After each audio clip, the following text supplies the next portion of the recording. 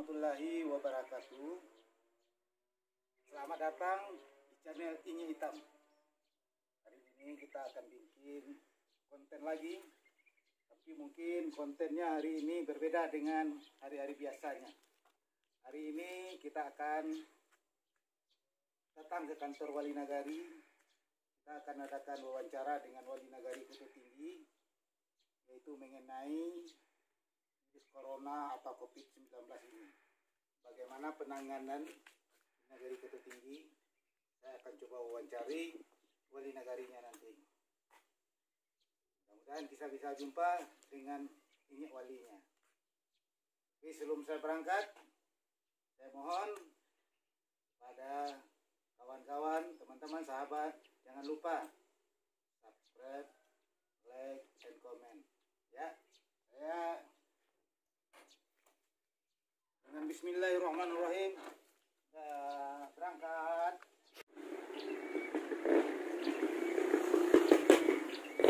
Sekarang saya sedang berada di kantor Wali Nagari Kutu Tinggi.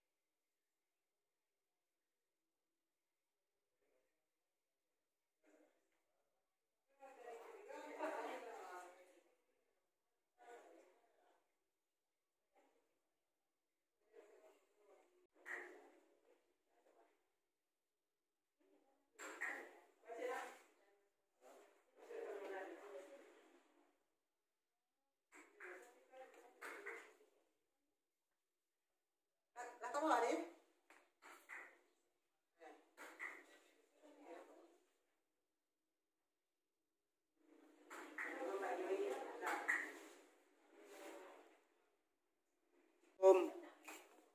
Salam.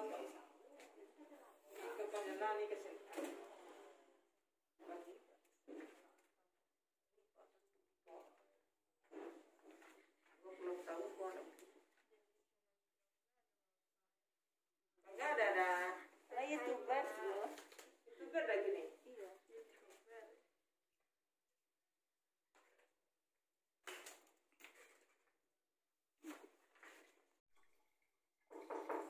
Assalamualaikum.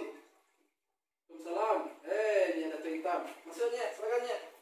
Salam corona lah intinya. Salam corona. Untuk kondisi mau di kelompok ini, salam corona. Nah jadi hati kita nonton tiangnya. Silakan ya, keduanya. Pak kabarnya, sehatnya? Alhamdulillah berkat doanya Wali. Isi waktu ini tuh.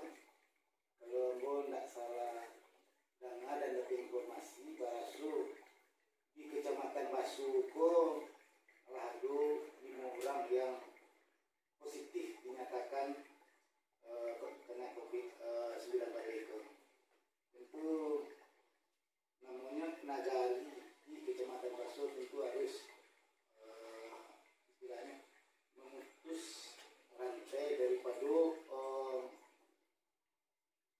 penanganan COVID-19 itu? Apa langkah-langkah yang diterapkan di negara ini?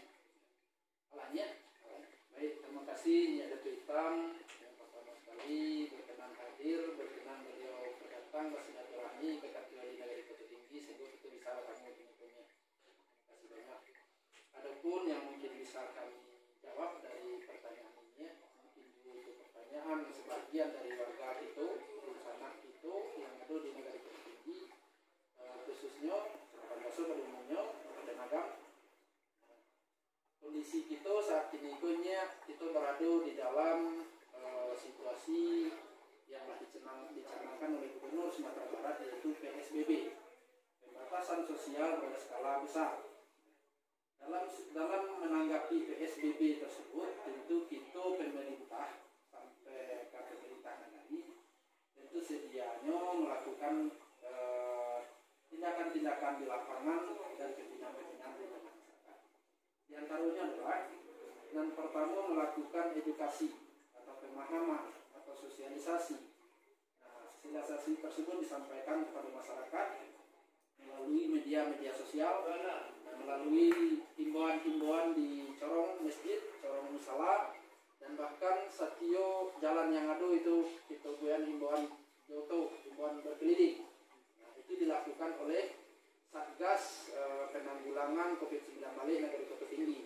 Dipimpin langsung oleh ketua itu Wali Nagari Kota Tinggi. Itu yang pertama, melakukan edukasi.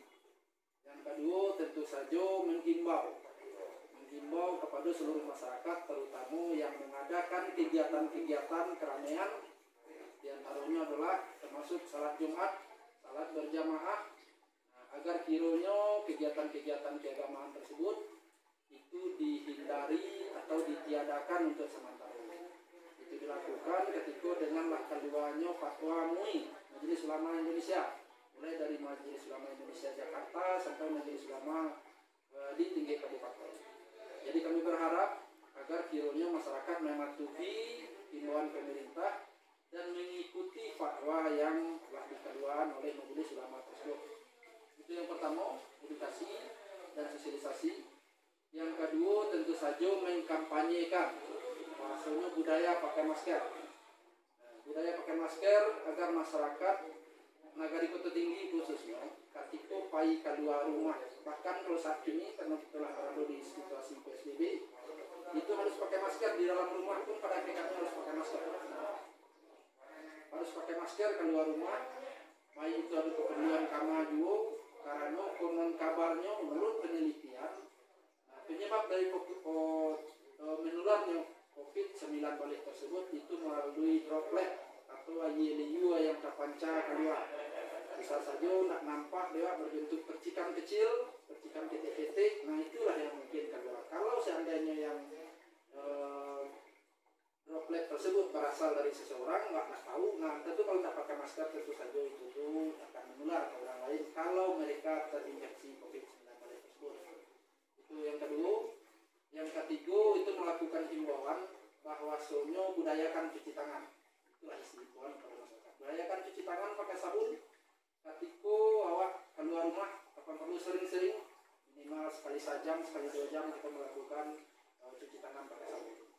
Terus selanjutnya begitu juga agar menghindari kegiatan-kegiatan yang bersifat sosial budaya, apakah itu rapi-rapi, pertemuan, arisan, majelis taklim, segala macam yang bersifat melibatkan kurang banyak yang lebih daripada 2 orang. Itu dihindari hal yang demikian.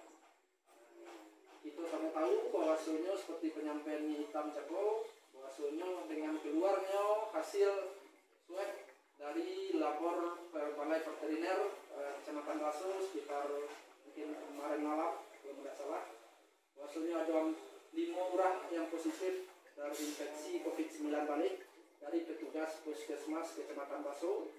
4 dari 5 orang tersebut itu berasal petugas yang ada di Kecamatan Baso. 1 orang itu dari luar Baso. Kondisi COVID-19 tersebut tidak harus kita takuti, tidak harus kita seperti mereka yang positif, tidak harus kita asingkan, tidak harus kita intimidasi, tetapi harusnya kita perlakukan dengan baik. Ya, perlakukan dengan baik dalam artian tentu kita pakai atur jarak. atur jarak dengan sesama manusia, sesama orang yang berinteraksi, yang kontak fisik minimal. Nah, itu batasan minimal itu 1,5 meter.